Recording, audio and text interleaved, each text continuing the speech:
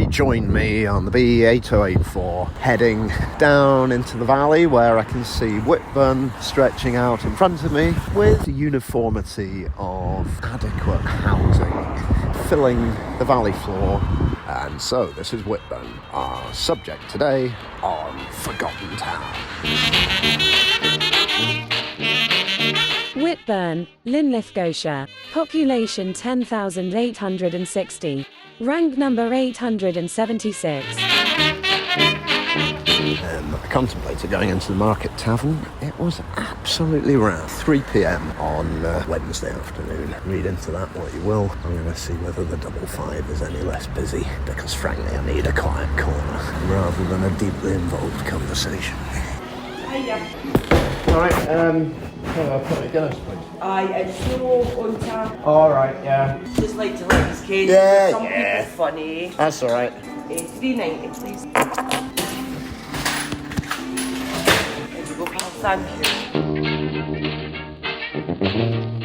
So, disappointingly cliched jukebox notwithstanding, I found my quiet corner. And if the only drinkable beverage in the place comes in a tin, so be it. I'm here for a functional time, not a good time. So let's check the postbag, where we find an email from a Mr. Wales of San Francisco entitled Cease and Desist. He goes on to say, can you not find anything better to do with your podcast than sit in a pub reading verbatim from my website? Well, now I come to think about it, Jimmy, there is, which is why I've brought along the brand spanking new Lothian volume from the Buildings of Scotland series. So, lazily paraphrasing that instead, we find that Whitburn is a linear settlement which grew up around the Edinburgh to Glasgow road, becoming a parish in its own right in 1731, when it was a small weaving community with an inn, probably not this one. It expanded considerably after the opening of the Polkemmet Colliery, which was the last mine in the Lothians to close in 1986, and nothing remains of the site,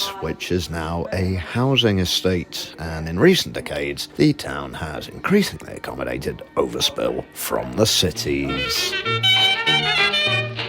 Things take an unusual turn as you join me in the lobby for the gents. I'm not going to go further than that, but I did just think I'd point out here, rather than in the main bar, that this place is absolutely festooned with not just saltires, but Union flags, and one or two instances of the Red Hand of Ulster. Draw your own conclusions.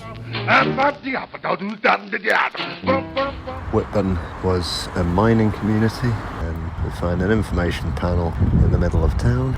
It takes a nice twist on such commemorative memorials by listing with statistical candour every single fatality suffered by population of Whitburn. The first reading 4th February 1845, fatal colliery accident. 3 men were killed in a pit at Langridge. Right through to July 1984, Matthew Anderson, 44, was killed when the lift cage topped onto him during routine maintenance at Polkemmet Colliery.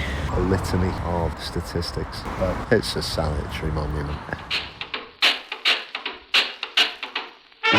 So, before the townsfolk had a chance to sign me up to the Orange Lodge, I hot-footed it back down West Main Street to the bus stop opposite the daringly modernist 1960s Brucefield Church. I've now hopped aboard the X18 service out of town, so I shall try and cram in a few more details I've gleaned about this place. It turns out the former colliery and the extant Polkemmet Country Park are named after a mansion, which was once the seat of the Bailey family. It ended up being demolished last century following a disappointing succession of institutional uses. Drivers on the nearby M8 are known to get the horn, or at least a glimpse of the 80-foot sculpture of that name, which stands in the park and has broadcast spoken word and musical recordings to anyone listening since 1997. I have not found out whether this inspired the work of local musicians Ian Cook out of Churches and Lewis Capaldi. And so, as my onward conveyance takes me out of town at slow speed in the direction of our next destination,